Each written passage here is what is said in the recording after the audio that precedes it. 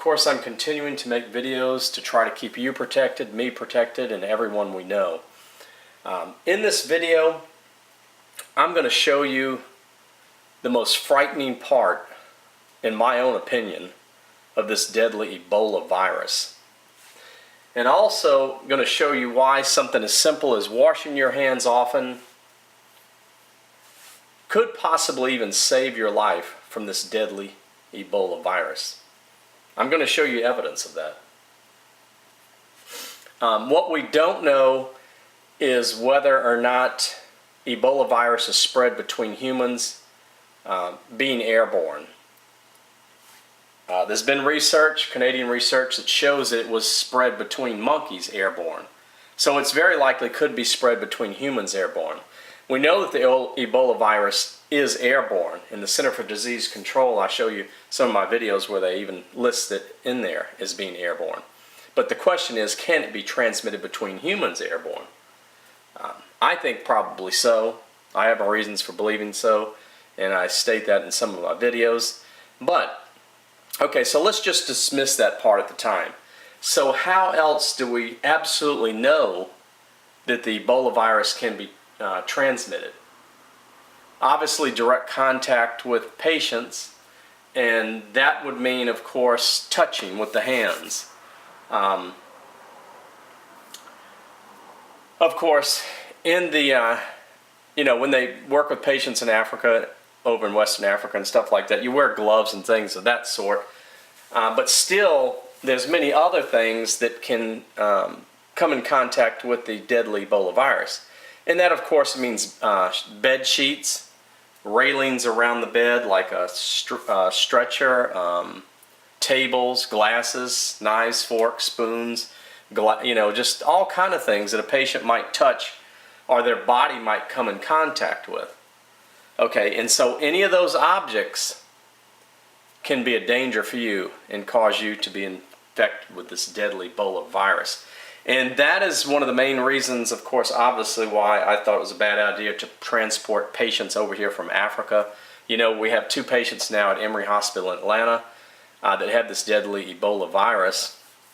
And so that means that everybody that's associated with these patients in that hospital has to use just meticulous work. They cannot make any mistakes. One simple mistake could cost somebody getting infected, then they go out in public and then they expose other people, and then many people, it could spread across the U.S., unfortunately, just like it's doing in Western Africa. So that's what we don't want to happen. That would be catastrophic. But I'm going to show you why it's so important to wash your hands in this video. First of all, they're watching airline passengers for Ebola symptoms, coming into the U.S., and this is a good thing. But you can't always, detect it. They're gonna slip by. And the main problem we have right now is the president has not implemented the ban to people flying in from Western Africa. I think that's one of the big problems right now, why we really got to be careful, because all these planes coming into every day to the United States from that originate from Western Africa, where this Ebola is just spreading like wildfire, out of control. And so you have all these people coming in here, and if any of them happen to be infected, which some of them probably are, so many flights coming in, the odds are some of them are going to be. And that means that whatever they touch, they could very well put the Ebola virus on that object. And that means plane seat. That means going to the bathroom in the toilet in the plane, touch the toilet, where you flush the toilet, or whatever, the eating utensils, the doors handles when you go in and out of the airport, door handles in a public place. If somebody's infected with the Ebola virus, once they're in the contagious state, pretty much anything they touch, they could put the Ebola virus on. And why is that? Well, I'll explain that in a second. But this is one of the problems we need to curtail right here. If we could get the president to ban the air traffic coming from Western Africa, of course they sometimes go through other countries to get here, but if we could ban this, which he has the ability to do, then that would that would really help a lot, because we wouldn't have all these people that have the chance of being infected coming over here on these airplanes. Okay, so that's one thing that can be done that's not being done yet. Now this right here is Ebola virus. This is, let's see, I'll show you right here. Let's see. Okay, so this from Canada here. Public Health Agency of Canada.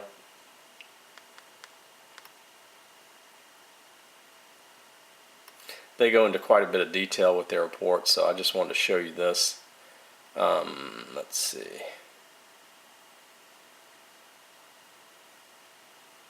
Okay. Okay, stability and viability. Survival outside of host. So basically what I'm looking for is, this shows how long the Ebola virus can stay alive on objects, on any given object, okay? In other words, outside of the host, the body, okay? The virus can survive in liquid or dried material for a number of days. Infectivity is found to be stable at room temperatures of 4 degrees Celsius for several days, and indefinitely stable, wow, indefinitely stable at -70. Infectivity can be preserved by lyophilization. Okay, so anyway, what they're saying here is that the Ebola virus itself can stay alive and can infect you on objects for at least several days.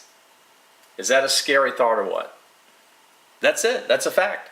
And everybody pretty much agrees on that. They don't know how many days, but they found that it will stay alive on objects for days.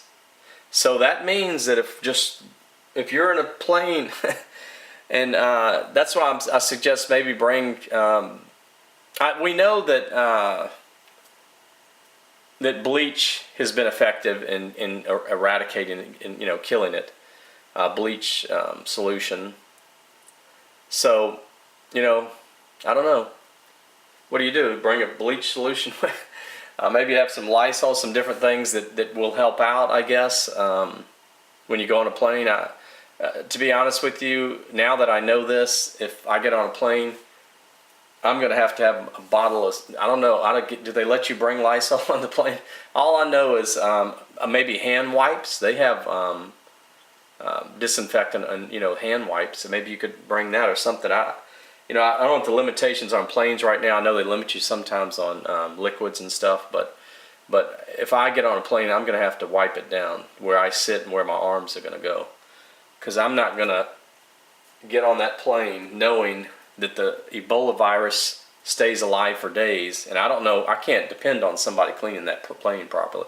I'm not going to sit down there and put my arm on there knowing that somebody might have flown in from Western Africa that has the Ebola virus and have that virus on the handrest or the seat or somewhere, and by habit, sometimes you might just rub your hand up by your face or something. It's not a good habit, but people do it all the time, and you could get infected just like that. Bam, that's simple. That's how simple it is to catch the Ebola virus. All you have to do is put your hands up to your mouth, nose, eye area and rub it, and you got that virus on your fingers or hands.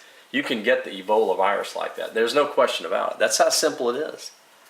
And that's a very scary thought. So that's why I'm stressing the fact that you wash your hands everywhere you go, because you don't know where somebody, be it a mall or a shopping center somewhere, all they have to do is touch.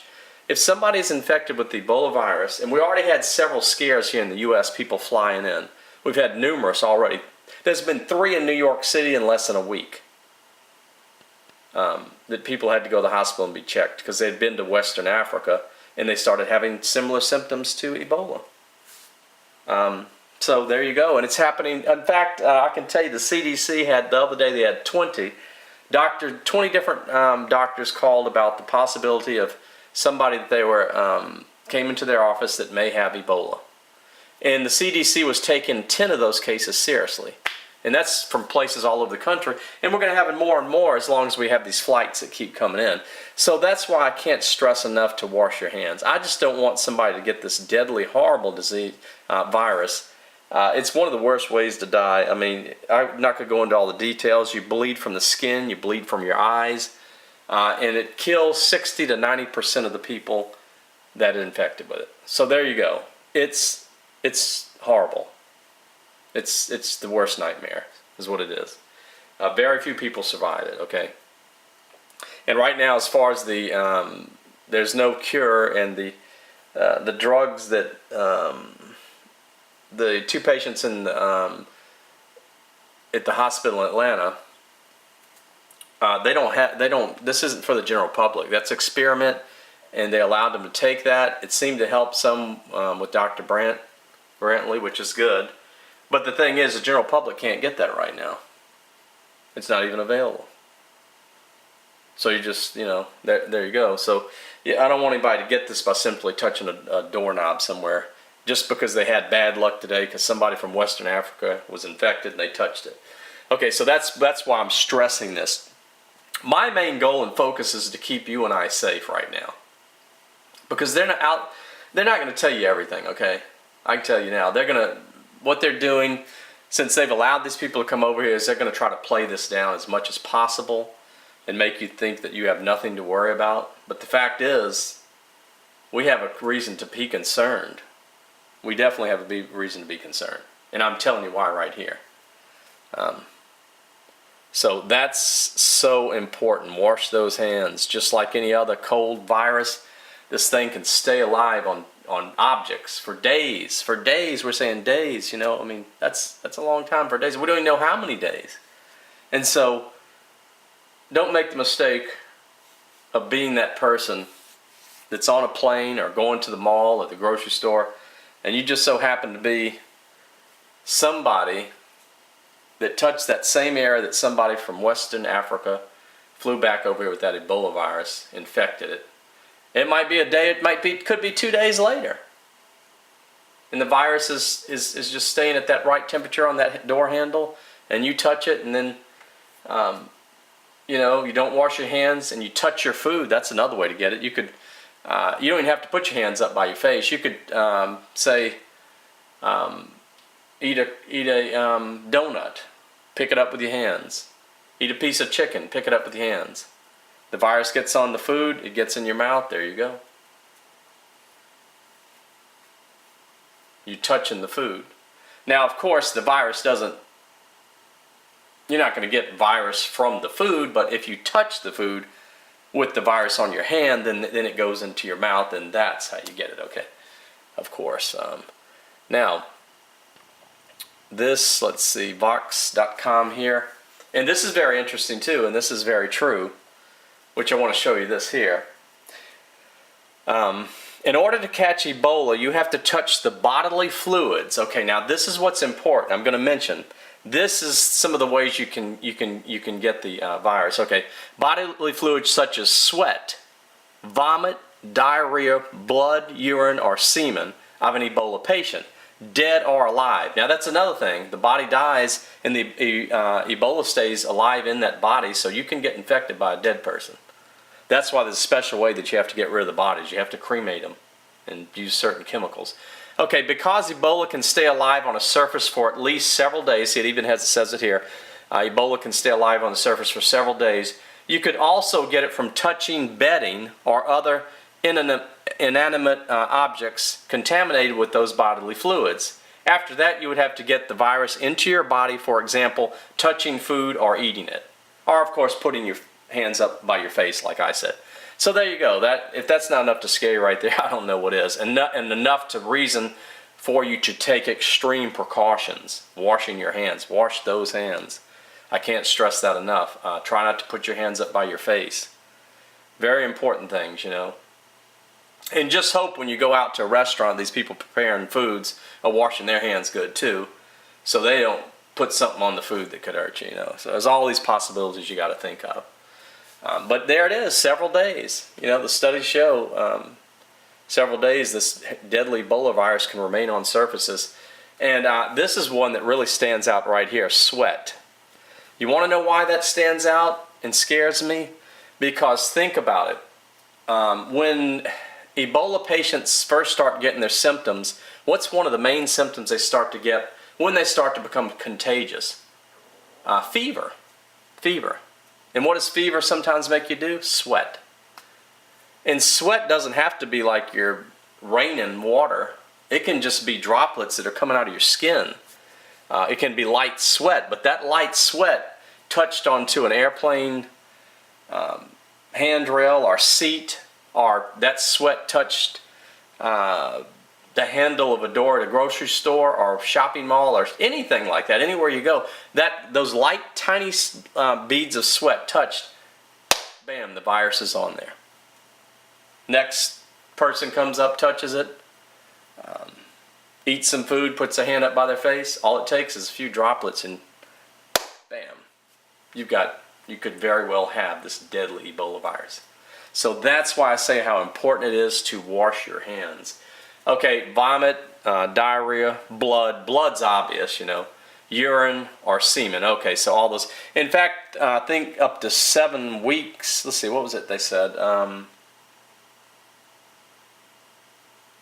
think they found it in bodies of men like up to 7 weeks after they first became infected.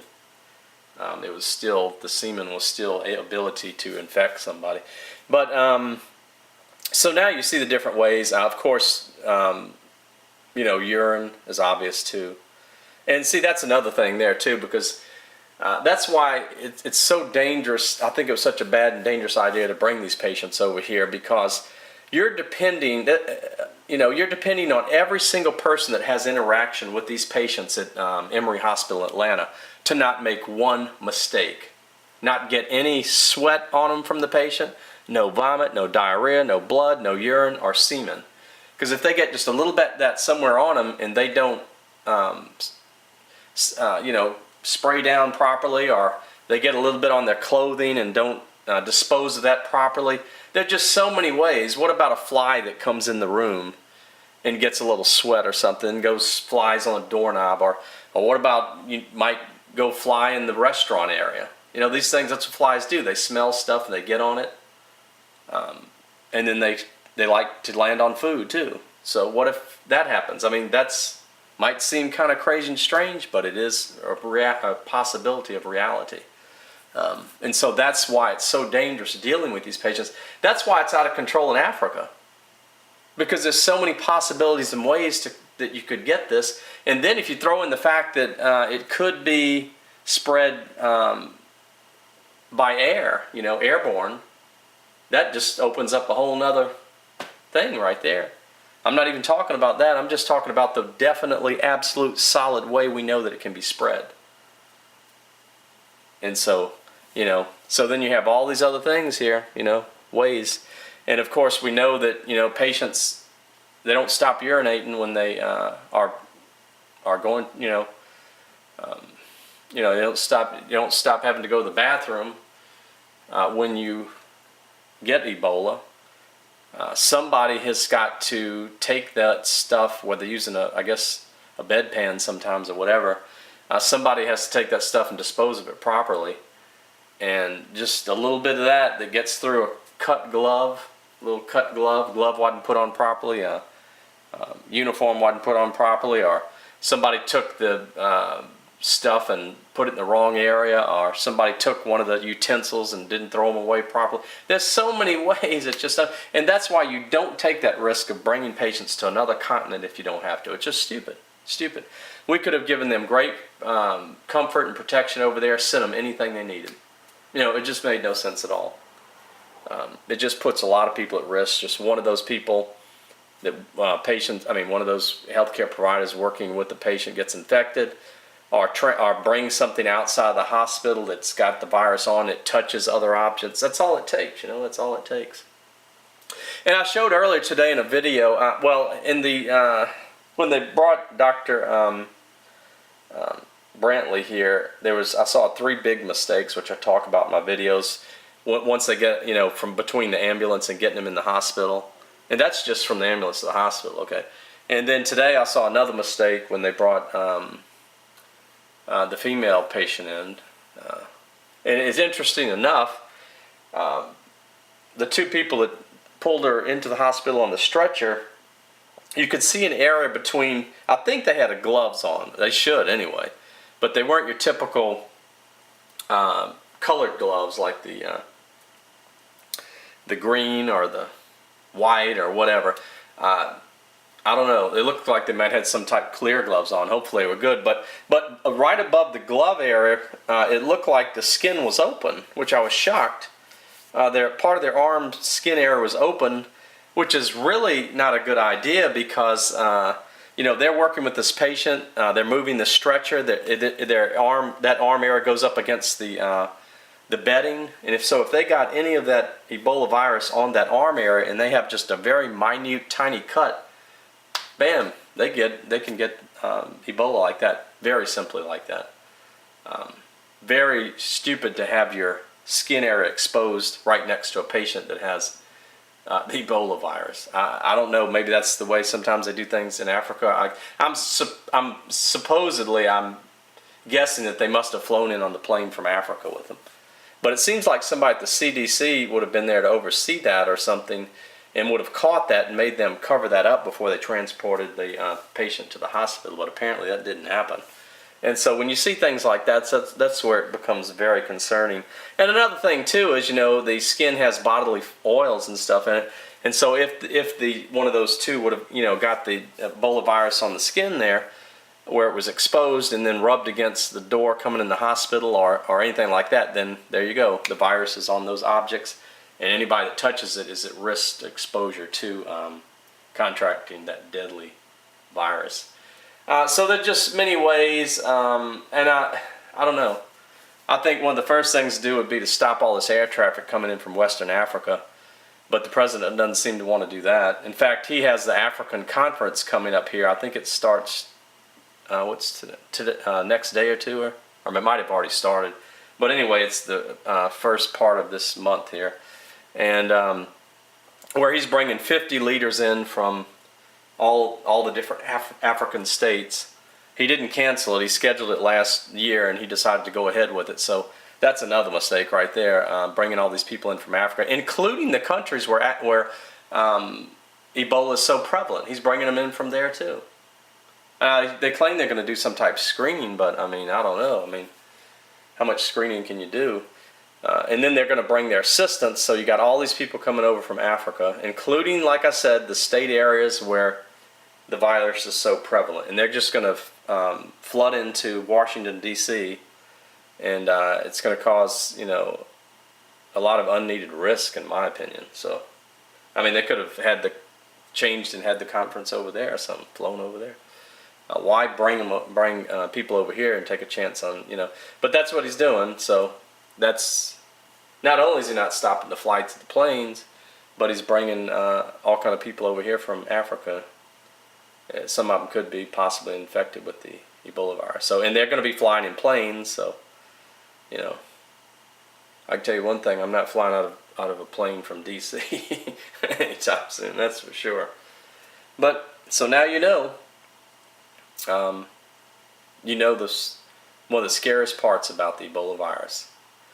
But there's one thing you can do to help protect yourself, and that's keep washing those hands. Thanks.